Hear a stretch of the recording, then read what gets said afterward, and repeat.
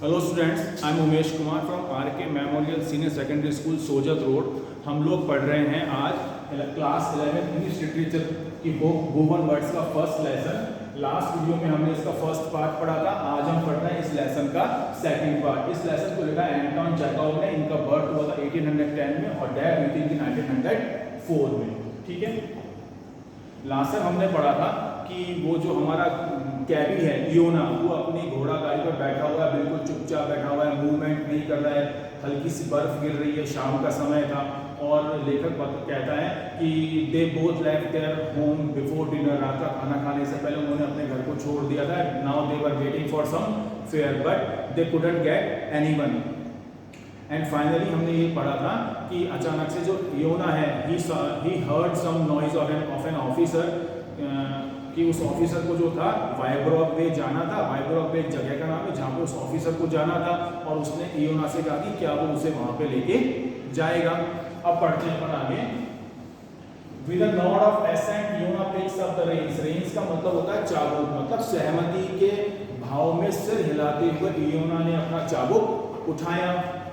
In consequence of which layers of snow slip of the horse back. और जब वो ये सब काम कर रहा था, वो जब हमारा इयोना हिला तो उसका घोड़ा भी हिला, तो उन दोनों की बॉडी के ऊपर जो बर्फ जमी हुई थी वो भी उनकी बॉडी से स्लिप हो गई। एंड नेक, घोड़े की पीठ से और उसकी गर्दन से जो बर्फ थी जो जमी हुई थी वो स्लिप होकर नीचे गिर गई। The officer seats himself in the sledge. Sledge का मतलब गाड़ी, वो जो घोड़ा गाड़ी थी तो वो जो ऑफिसर था उस घोड़ा गाड़ी के अंदर बैठ गया। The cab driver smacks his lips into encourage his horse. तो इयोना जो घोड़ा गाड़ी वाला था उसने अपने होठों को हिलाया, मतलब उसने कुछ शब्द कहे ताकि वो घोड़े को एनकरेज कर सके आगे बढ़ने के लिए। Stretch out his neck like a swan. और उस घोड़े ने भी क्या किया, उसकी आवाज को सुनकर अपनी गर्दन को हंस, एक स्वान हंस की गर्दन की तरह उसने घोड़े ने अपनी गर्दन को ऊपर उठा लिया। सिट्स अप, इयोना भी बैठ गया। And more from habit and necessity, जरूरत से ज्यादा ब्रांडिश हिज वाइफ, वो अपने चाबुक को हिलाने लगा, चमकाने लगा, मारने लगा। The little horse also stretches its neck. उस छोटे से घोड़े ने, जो इयोना का घोड़ा था, उस घोड़े ने भी अपनी गर्दन को उठा लिया।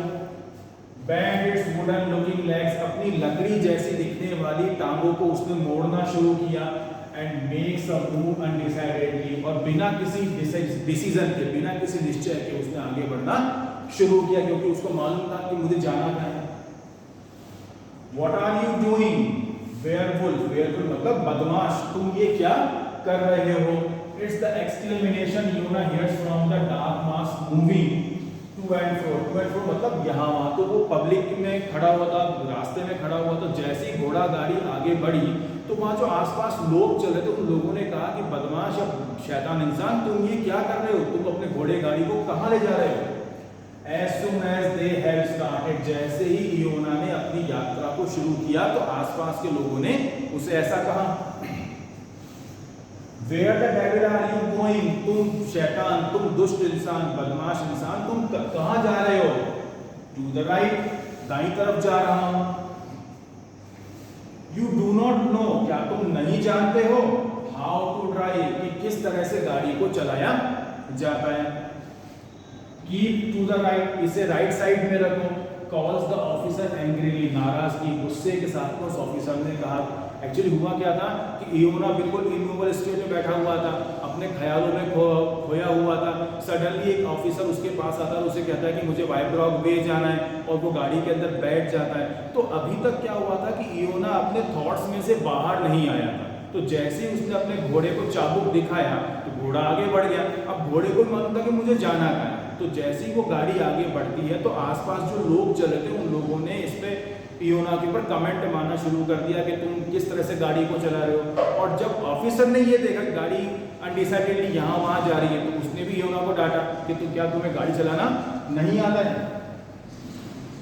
A coachman from a private carrier swears him. Private गाड़ी मतलब प्राइवेट गाड़ी थी, तो एक प्राइवेट गाड़ी वाला जो था वो उस इयोना की गाड़ी के पास में से गुजरा।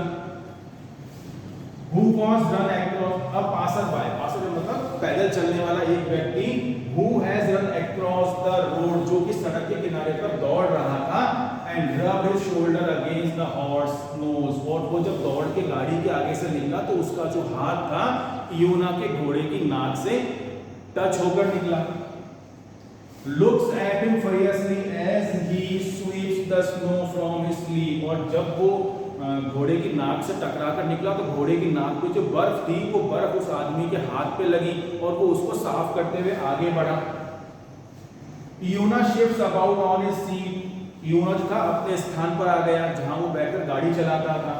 As if he were on needles, और वो उस कुछ इस तरह से अपने स्थान से हिला जैसे को नीडल्स मतलब सुइयों के ऊपर, कांटों के ऊपर बैठा हुआ था।